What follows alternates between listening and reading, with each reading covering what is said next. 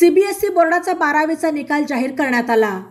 यंदा सीबीएसई बोर्डातील 12वीचे 87.98% विद्यार्थी उत्तीर्ण झाले।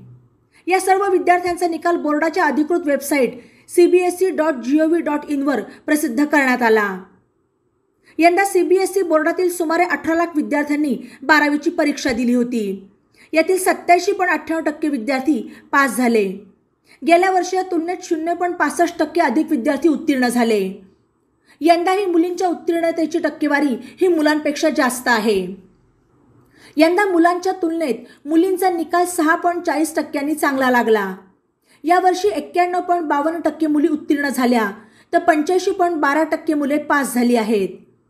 विद्यार्थ्यांना त्यांचा निकाल cbse.gov.in, cbse.nic.in, results.cbse.nic.in आणि cbseresults.nic.in या वेबसाईटवर पाहता येणार आहे।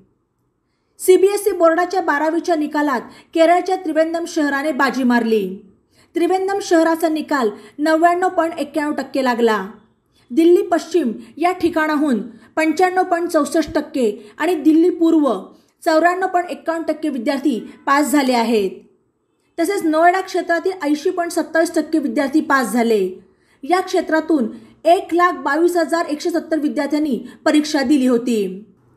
गेल्या वर्षीप्रमाणे यंदाही सीबीएसई बोर्डाने टॉपर्सची नावे जाहीर केलेली नाहीत। बातम्यांसाठी ई नवा मराठा यूट्यूब चॅनलला सबस्क्राईब करा आणि बेल आयकॉनवर प्रेस करा।